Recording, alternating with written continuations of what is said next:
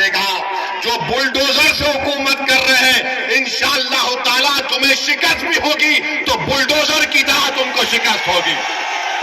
आज इख्तिदार तुम्हारे पास है, अरे सत्ता किसी के पास रहने वाली नहीं है। बीजेपी वालों, इंदिरा गांधी भी यही समझती थी कि मैं हूं, मगर इंदिरा गांधी चले गई, दूसरे आते हैं। आज योगी और मोदी यही समझते हैं कि हम हैं तो भारत है। नहीं, भारत इनसे बड़ा है, देश उनसे बड़ा है, संविधान उनसे बड़ा है और इस देश की जनता इन तमाम नेताओं से बड़ी है।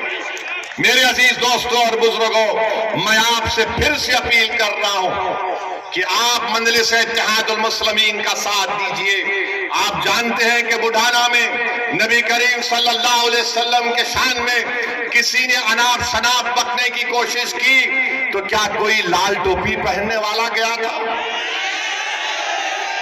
कोई लाल टोपी पहनने वाला गया था? यही हरा कपड़ा डालकर जाने वाले मजलिस इत्तेहादुल मुस्लिमीन के लोग थे। हमारे 19 लोग जेल को गए, मगर हम जब जेल को जाते हैं तो हम बोलते हैं कि ससुराल में गए।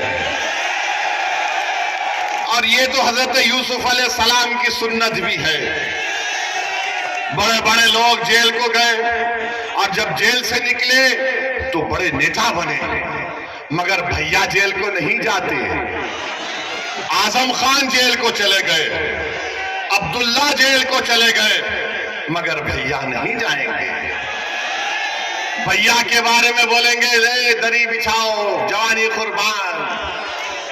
अब मालूम हुआ कि आज रोड शो करने आ रहे हैं। अखिलेश, आपने गलत टाइम लिया यहां पर आने का है? अच्छा, मालूम हुआ कि भैया ने कहा कि अब शेर के धार के सामने कुछ नहीं कर पाएंगे तो कैंसिल कर दिए वो। तो इसका मतलब समाजवादी चुनाव हार चुकी है, मान चुकी है। आप ये बात समझ लीजिए। तो आप 20 तारीख के दिन अपना एक एक और पतंग के निशान पर बटन दबाएंगे इंशाअल्लाह।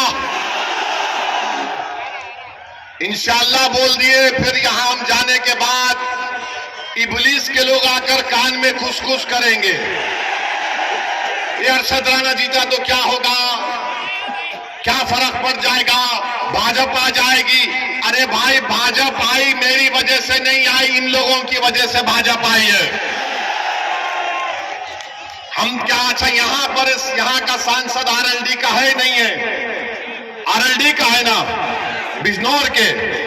आपने वोट दिया, किसको दिया? आपने आरएलडी को तो वोट नहीं दिया ना। कितनों ने नहीं दिया? उठाओ। तो आरएलडी बीजेपी जीत जाएगी। मेरा जवाब यही है कि हाँ, मैं भारत में बैठकर कमला हैरिस को हरा दिया और ट्रंप को जिता दिया। और क्या बोलो, मैं जिम्मेदार हूं। यानी हम यहां पर बैठ जाते नहीं है। ये इनके कांग्रेस के एक नेता बोले हाँ, ओवैसी लड़ता नहीं है, मगर उसकी भाषण का इतना असर होता है कि हम हार जाते हैं।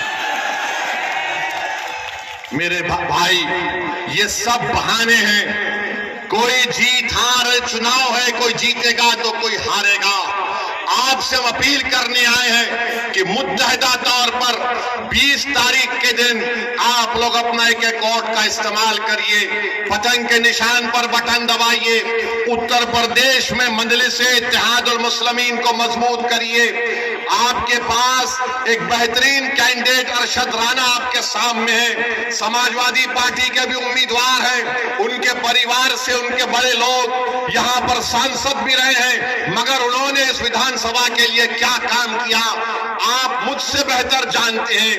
मैं आपसे सिर्फ यही अपील करने आया हूं। एक लंबा सफर करके आपसे आया हूं, महाराष्ट्र से निकलकर आज वेस्टर्न यूपी के इस इलाके में सिर्फ इसलिए आया हूं ताकि आपके दरमियान में खड़े होकर मैं अपनी दिल की तकलीफ को अपने जबान के जरिए तुम्हारे सामने बयान कर सकूं।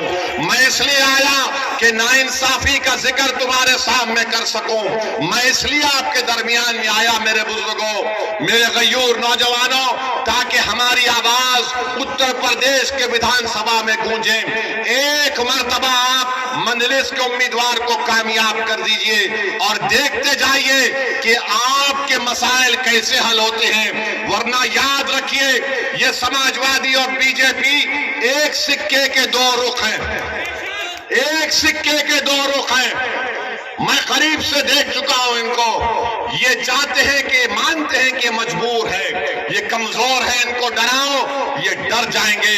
आपको डरने और घबराने की जरूरत नहीं है। जब दलित समाज का, सुनिए, जब मोदी पार्लियामेंट में खड़े होकर बोलते हैं कि भारत का सबसे बड़ा बैकवर्ड क्लास का नेता मोदी है, अखिलेश कहते हैं कि हम समाजवादी जरूर हैं मगर हमारा परिवार यादव परिवार है, बहुजन समाज है, दलितों की बात करती है, बाबा है, बोलते नहीं है मगर ठाकुरों को प्रमोट करते हैं। हर समाज अपना नेता बना चुकी है और आप लोग सिर्फ सोच रहे हैं कि क्या करें क्या करें। अरे करना कुछ भी नहीं है, उनको देखो, अपने अरशद को कामयाब करो और कुछ भी करना नहीं है। वो ये बोल रहे हैं कि देखिए, सुनिए सुनिए सुनिए, कुंदरकी में जो बीजेपी के उम्मीदवार हैं वो बोल रहे हैं कि जुमे का दिन बड़ा मुबारक दिन है और हमारे मुसलमान भाई नमाज पढ़ने नहीं गए, मेरे जुलूस में आ गए। वो बोल रहे हैं कि देखिए ऐसा है, इस्लाम में सलाम है। अरे बाबा, तुम ये बात जाके तुम्हारे मुख्यमंत्री को बोलो ना, तुम ये बात जाके मोदी को बोलो ना, तुम ये बात जाके आरएसएस के मोहन भागवत को बोलो ना, मगर कुछ नहीं बोलेंगे।